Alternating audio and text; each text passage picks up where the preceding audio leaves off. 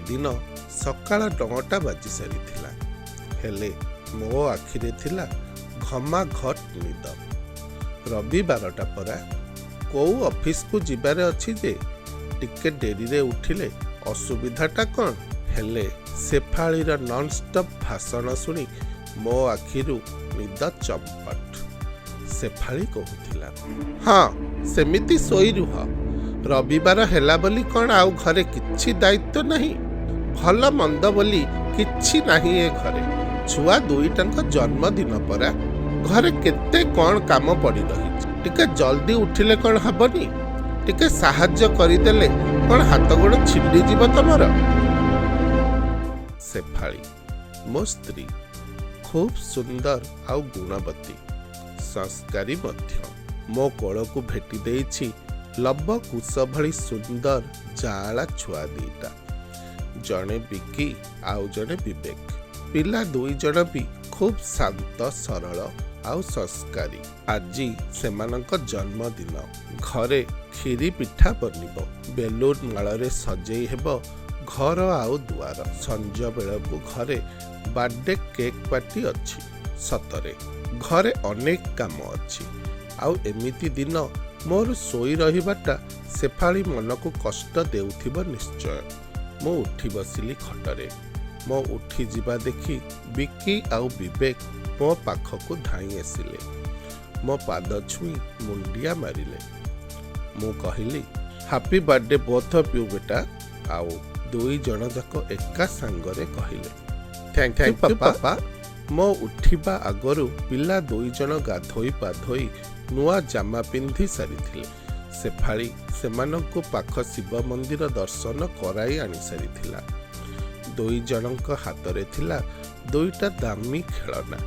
ପଚାରିଲି, ଆରେ ଏତେ ସକାଳୁ ସକାଳୁ ଗିଫ୍ଟ ବି ମିଳିସାରିଲାଣି?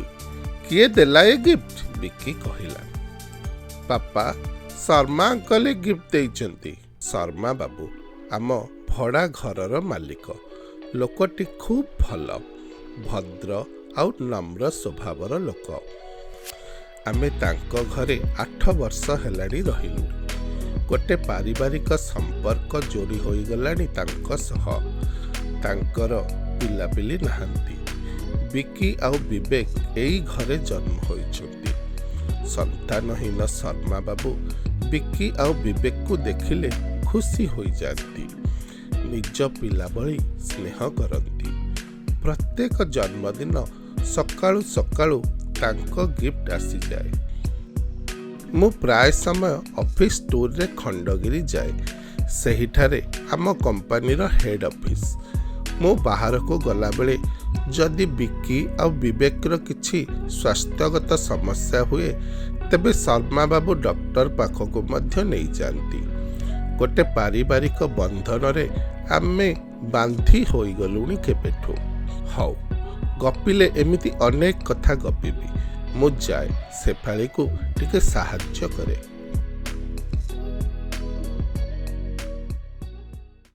ସନ୍ଧ୍ୟା ପାଖେଇ ଆସିଲା। ବେକରୀ ସପ୍ରେ କେକ୍ ଅର୍ଡର ଦିଆଯାଇଥିଲା। ମୁଁ କାର୍ ଷ୍ଟାର୍ଟ କଲି ଆଉ କେକ୍ ଆଣିବା ପାଇଁ ମାର୍କେଟକୁ ବାହାରି ପଡ଼ିଲି।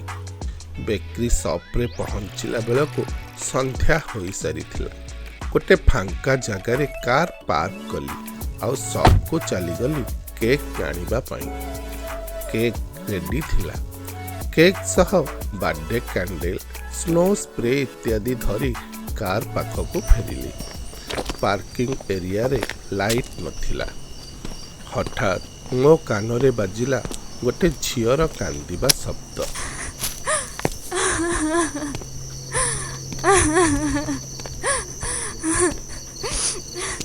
କିଟପିଟ ଅନ୍ଧାରରେ କିଛି ବି ଦିଶୁନଥିଲା। ବାସ୍ ଖାଲି କାନକୁ ଶୁଭୁଥିଲା ଝିଅଟିର କାନ୍ଦ। ମଝିରେ ମଝିରେ କୋହର ଧ୍ୱନିରେ ଗୁଞ୍ଜରିତ ହେଉଥିଲା ପାର୍କିଂ ଏରିଆ। ମୁଁ ଯେତେ ଗାଡ଼ି ପାଖକୁ ଆସୁଥିଲି କାନ୍ଦ ସେତେ ଜୋରରେ ଶୁଭୁଥିଲା।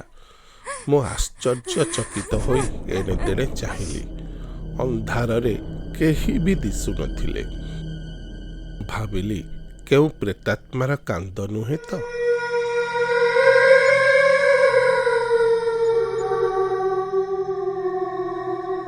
କେଜାଣି କାହିଁକି ମୋ ମନ ଭିତରେ ଟିକେ ଭୟ ସଞ୍ଚାରିତ ହୋଇଗଲା।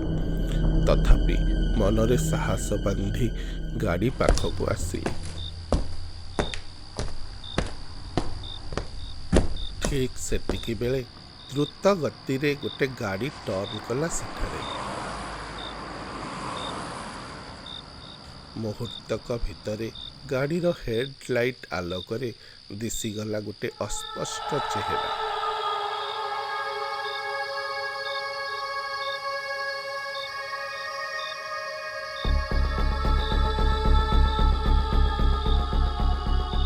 ଠିକ୍ ମୋ ଗାଡ଼ିର ଡ୍ରାଇଭର ସିଟ୍ ପାଖରେ ଝିଅଟିଏ ବସିଛି।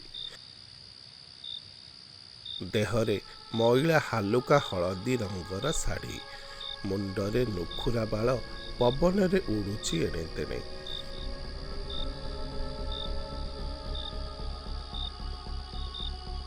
ପେଟ ଫୁଲି ଯାଇଛି ଝିଅଟିର ଗୋଟେ ଗର୍ଭବତୀ ପରି। ଗୋରା ରଙ୍ଗ, କିନ୍ତୁ ଲୁହ ଆଉ ଧୂଳିରେ ଲସର ପସର ଚେହେରା। ମୋ ଗାଡ଼ିର ଡୋରକୁ ପିଠି କରି ଗୋଡ଼ ଲମ୍ବାଇ ତଳେ ବସିଛି ଝିଅଟି। ଭୟରେ ମୋ ଛାତି ଥରିବାକୁ ଲାଗିଲା।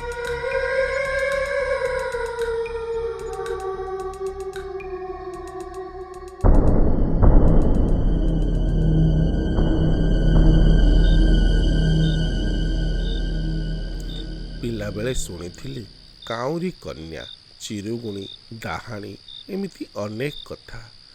ଇଏ ସେଇ କାଉଁରୀ କନ୍ୟା ନୁହେଁ ତ?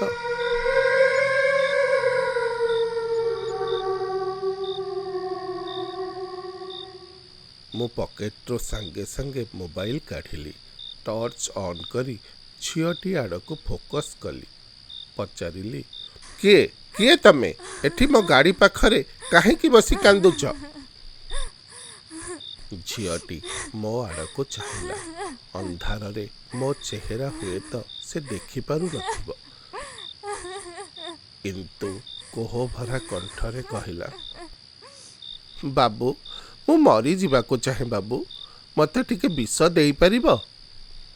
ମୁଁ ତାଟକା ହୋଇ ଚାହିଁଥିଲି ଝିଅଟିକୁ। ବୁଝିପାରୁନଥିଲି ସେ ମରିବାକୁ ଚାହୁଁଛି କାହିଁକି। ମୁଁ ତନ୍ନ ତନ୍ନ କରି ଦେଖୁଥିଲି ଝିଅଟିକୁ। ଗରିବ ଶ୍ରେଣୀର ହେଲେ ବି ଝିଅଟି ଖୁବ୍ ସୁନ୍ଦର ଥିଲା। ପେଟକୁ ଦେଖିଲେ ଲାଗୁଥିଲା 7-8 ମାସର ଛୁଆ ଥିବ ପେଟରେ। ନା, ସେ କେଉଁ କାଉଁରୀ କନ୍ୟା ହୋଇନଥିବ, ଗୋଟେ ହାଡ଼ ମାଂସଧାରୀ ଗର୍ଭବତୀ ମହିଳା। ହେଲେ ସେ ମରିବାକୁ କାହିଁକି ବସିଛି? ପଚାରିଲି, କ'ଣ ହେଇଛି ଭଉଣୀ, ତମେ ଏମିତି କଥା କାହିଁକି କହୁଛ? ଝିଅଟି ପୁଣି କୋହଭରା କଣ୍ଠରେ କହିଲା, ବାବୁ, ଆଉ ବଞ୍ଚିକି ଲାଭ କ'ଣ ହେବ? ଏତେ ବଡ଼ ଦୁନିଆରେ ପେଟରେ ଏ ଛୁଆକୁ ନେଇ ମୁଁ ଯିବି କୁଆଡ଼େ? ଯାହା ଭରସାରେ ବାପା ମାଆଙ୍କୁ ପର କରି ଘର ଛାଡ଼ି ଚାଲି ଆସିଲି, ଆଜି ସେ ଏମିତି ଗୋଟେ ଅଜଣା ଜାଗାରେ ମୋତେ ଏକା କରି ଛାଡ଼ି ଚାଲିଗଲା। ମରିଯିବା ଛଡ଼ା ମୋର ଆଉ କିଛି ବାଟ ନାହିଁ ବାବୁ, ମୋର ଆଉ କିଛି ବାଟ ନାହିଁ।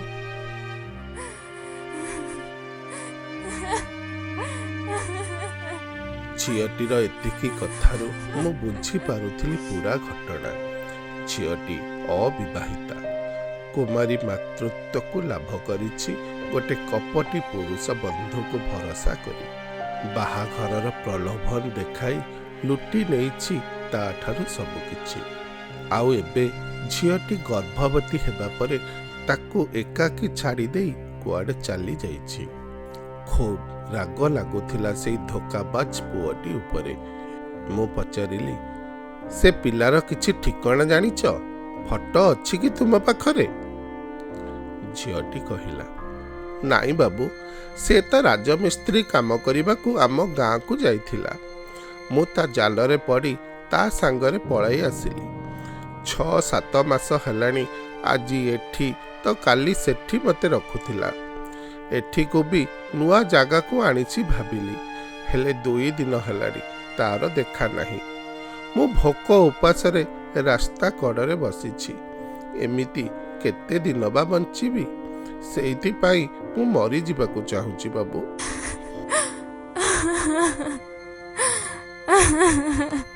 ଝିଅଟିର କଥା ଶୁଣି ମୋତେ ଦୟା ଆସିଗଲା ତା ଉପରେ।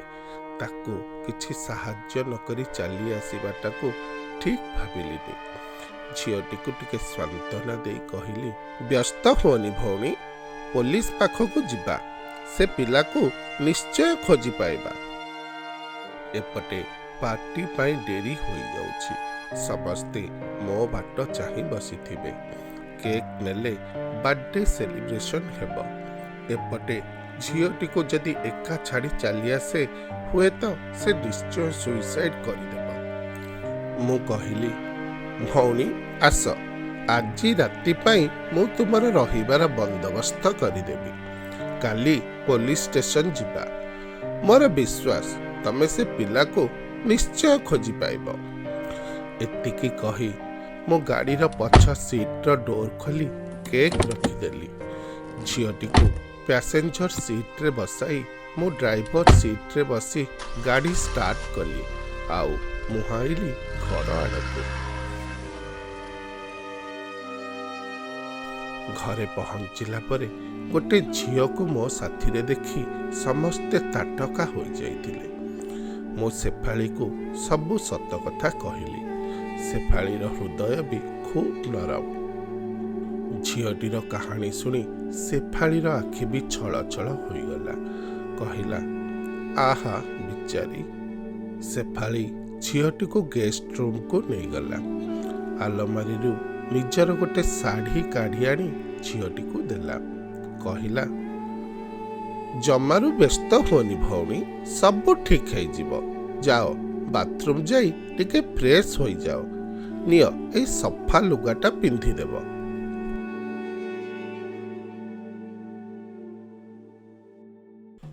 ସେତେବେଳକୁ ଘରେ ଗେଷ୍ଟମାନଙ୍କ ଭିଡ଼ ଲାଗିଯାଇଥିଲା। ଶର୍ମା ବାବୁ ବି ଟିକେ ଦୂରରେ ଠିଆ ହୋଇଥିଲେ। ପାଖକୁ ଆସି କହିଲେ, ତମେ ଠିକ୍ କରିଛ ରାକେଶ, କାଲି ପୋଲିସ ଷ୍ଟେସନ ଯାଇ ଏଫଆଇଆର ଦେଇଦେବା। ତମେ ନଥିଲେ ହୁଏତ ବିଚାରୀଟା ଜୀବନ ହାରି ଦେଇଥାନ୍ତା। ହଉ, ଯାହା ହେବ କାଲି ଦେଖାଯିବ। ଆଉ ରାକେଶ, ତମେ ଖଣ୍ଡଗିରି ପୁଣି କେବେ ଯିବ? କଥା କ'ଣ କି, ମୋ ମେଡ଼ିସିନଟା ସରିଗଲାଣି। ତମେ ଖଣ୍ଡଗିରି ଗଲେ ଭୁବନେଶ୍ୱରରୁ ମୋ ପାଇଁ ମେଡ଼ିସିନଟା ନେଇ ଆସିଥାନ୍ତ। ମୁଁ କହିଲି, ହଁ, 15 କି 16 ତାରିଖ ବେଳକୁ ଯିବି। ଗଲେ ନେଇ ଆସିବି। ପାର୍ଟିକୁ ମୋ ଅଫିସ ଷ୍ଟାଫ ମାନେ ବି ଆସିଥିଲେ। ପାର୍ଟି ମଝିରେ ମଝିରେ ଅଫିସ କଥା ବି ଆଲୋଚନା ଚାଲିଥାଏ। ହଠାତ୍ ମୋ ନଜର ପଡ଼ିଲା ସେଇ ଝିଅଟି ଉପରେ।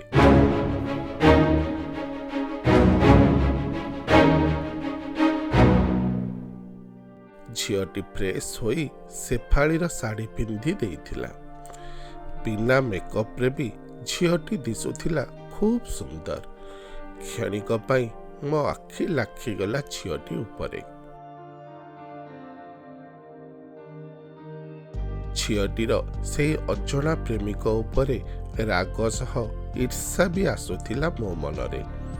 ଏତେ ସୁନ୍ଦର ଝିଅକୁ ସେ ଛାଡ଼ିପାରିଲା କେମିତି? ପର ମୁହୂର୍ତ୍ତରେ ମୁଁ ନିଜକୁ ଅନ୍ୟ କଥାରେ ଭୁଲାଇ ଦେଲି। କିଛି ସମୟ ପରେ କେକ୍ କଟା ହେଲା। ହାପି ବାର୍ଥଡେ ଟୁ ୟୁର ଧ୍ୱନିରେ ଗୁଞ୍ଜରିତ ହୋଇ ଉଠିଲା ପୁରା ଘର।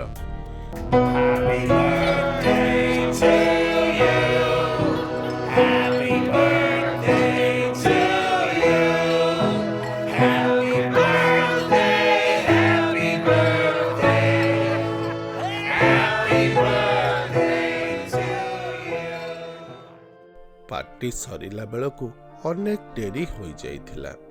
ଗେଷ୍ଟ ମାନେ ବି ଚାଲିଗଲେ। ଝିଅଟି ଖାଇସାରି ଗେଷ୍ଟ ରୁମ୍କୁ ଶୋଇବାକୁ ଚାଲିଗଲା। ଆମେ କିଛି ସମୟ ପାର୍ଟି କଥା ଆଲୋଚନା କରୁଥିଲୁ। ବିକି ଆଉ ବିବେକ ଗିଫ୍ଟ ପ୍ୟାକ୍ ଖୋଲି ଖେଳନା ଦେଖି ଖୁସି ହୋଇଯାଉଥିଲେ। ସକାଳ ହେଲେ ଝିଅଟିକୁ ପୋଲିସ ଷ୍ଟେସନ ନେବାକୁ ହେବ। ସେତେବେଳକୁ ମୁଁ ଖୁବ୍ ଥକି ପଡ଼ିଥିଲି। ବିଛଣାରେ ପଡ଼ୁ ପଡ଼ୁ ନିଦ ହୋଇଗଲା। ଆଉ ସକାଳୁ ସକାଳୁ ଶେଫାଳିର ଡାକରେ ମୋ ନିଦ ଭାଙ୍ଗିଗଲା। ଶେଫାଳି କହୁଥିଲା, ଏଇ ଶୁଣୁଛ, ଉଠ, ଜଲ୍ଦି ଉଠ ରାକେଶ, ଦେଖ ସେ ଝିଅ କି ପାଲା ଲଗାଇଛି। ମୁଁ ତାଟକା ହୋଇ ଚାହିଁଥିଲି ଶେଫାଳିକୁ। ସକାଳୁ ସକାଳୁ ପୁଣି କ'ଣ ହେଲା? ଶେଫାଳି କହୁଥିଲା, ରାକେଶ, ସେ ଝିଅ କହୁଛି ତା ପେଟରେ ଯେଉଁ ପିଲା ଅଛି ସେ ପିଲା ତୁମର।